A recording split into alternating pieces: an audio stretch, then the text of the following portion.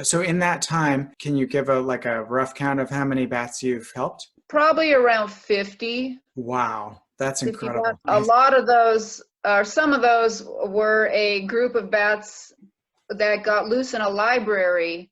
And maybe some of our younger viewers out there will remember there is a book called Bats at the Library. And it sounds funny, but it really did happen. A library had a lot of bats under their roof, and they paid some people who did not know a lot about bats to seal up the cracks. Well, they sealed up the cracks, and then the bats couldn't get out. They panicked, and they started crawling through the heating and ventilation system, and were ending up in the library themselves and flying around the library. They were on the books, they were in the bathrooms, and we went in with ladders and nets and lots of hutches and captured many dozen of them and drove them about 10 miles away and let them go near a lake, and hopefully they're happier now. And so I think the library is happier too. That's great. So did anybody cut a hole in that ceiling area to check on the ones that might have been up there? We crawled around in the attic area and gathered up some there as well. But that's a pretty prime example of people not educating themselves in advance. If they had simply waited till the bats relocated at the end of the season, they could have sealed the building up then and not have run into the problem that they did, because the bats will leave and relocate during the winter. That's the ideal time if you want to get rid of your bats to winterize your house and make it secure. What kind of bats were those? They were big browns, big brown bats. So at the end of the season, where do they go? I think they like cooler temperatures for when they're going to be in a semi-hibernative state. Every bat species is different. So they're not going to want to be in the building, basically, is what you're saying, because the building is heated. And so it would be too warm for them. Right. Well, I was going to save this for a later question, but my husband Mike and I purchased a cave in Glenwood Springs, and it's an ideal temperature for bat colonies in the summer from about April through August. But they don't like it for winter hibernating. So around August, so they have their babies and they raise them there, but in around August, they leave and find caves or other locations that are cooler temperatures. That's an incredible story. That sounds like you helped a lot of bats all at once. That was fun. What are some of the other things that you've done over the past year to help bats? One I'm particularly proud of was a bat that was caught in a glue trap. I'd never done it before. A bat was plastered to a flat cardboard glue trap that was put out probably for mice and insects. Unfortunately, this little bat got caught in it. I took a little bit of oil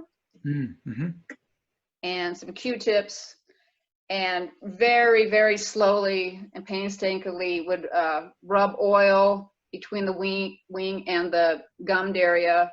And as it freed up, I would cut away that piece of paper, and it probably took about an hour, and it did not injure the wing at all. I was really worried about the wing tearing during that process, but it was fine. And then just gave it multiple baths.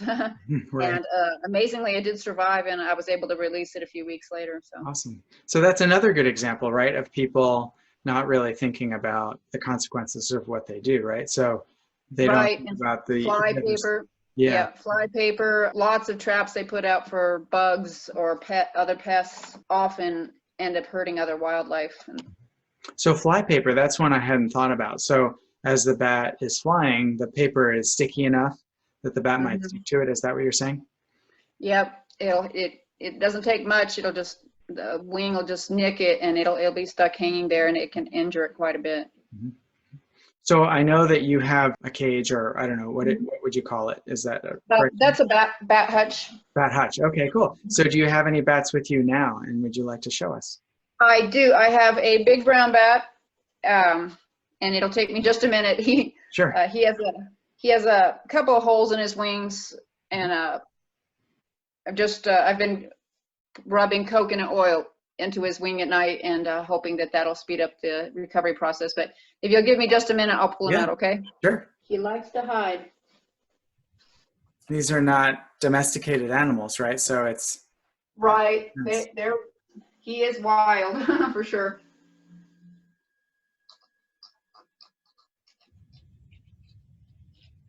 There we go. Actually, that was easier than usual. Cool.